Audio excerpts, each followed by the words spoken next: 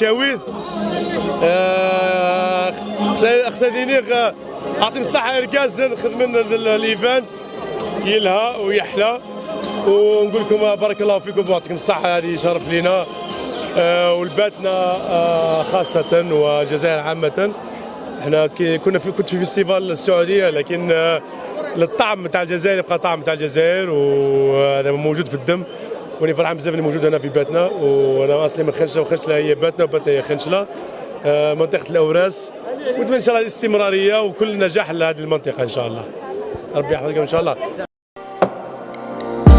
هذا البرنامج برعايه شركه بروتيليس لمواد التجميل. بروتيليس، الجمال للكل.